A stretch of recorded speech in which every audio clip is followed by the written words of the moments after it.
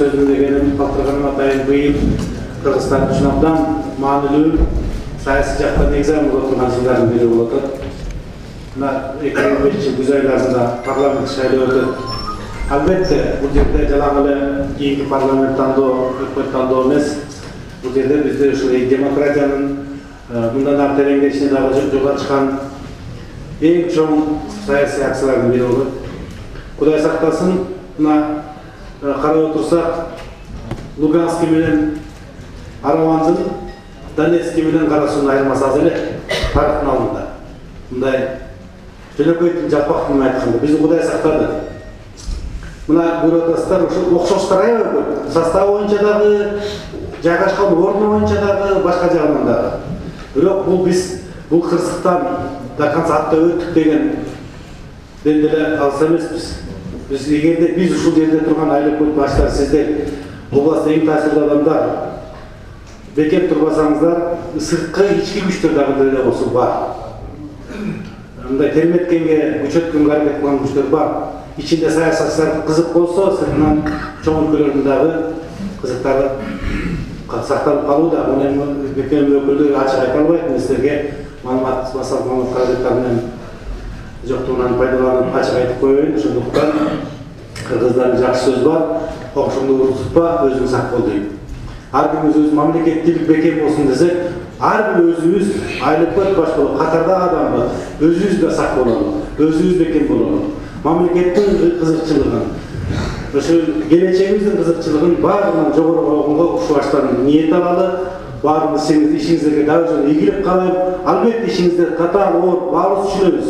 Ошого карабастан сиздерге үмүтүбүз да таянабыз да сиздер, үмүтүбүз да сиздер, келечегибиз да сиздер. Рахмат.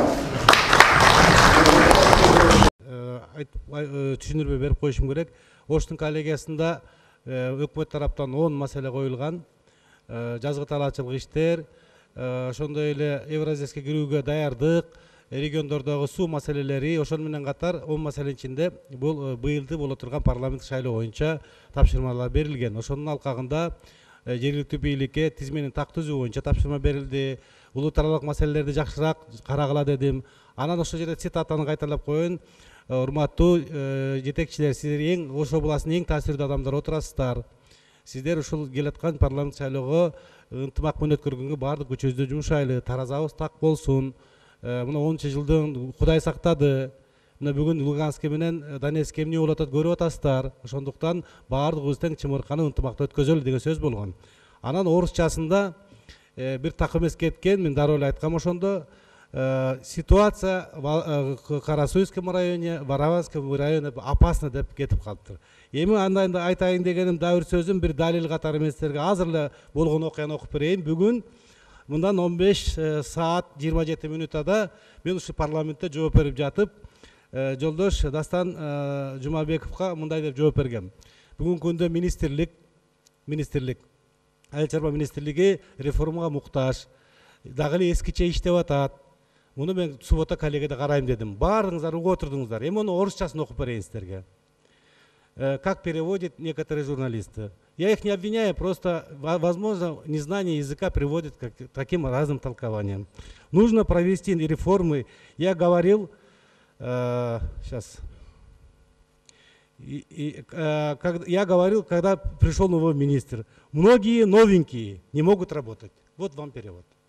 То есть, бул жерде котормодо эле кеткен, анан кийин ошону баягы котормо бар бир эле версия менен кетти да, анан жанагындай аралашып кетти, анан сөз көбөйүп кетти. Оригиналы ушундай: Кудай сактасын, Кудай сактады.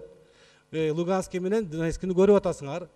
Ошондуктан эч качан унутпагыла, улут аралык мамиле менен так иштегиле, Сирияга кеткендер боюнча иштегиле, тартипти карагыла деген тапшырма болгон.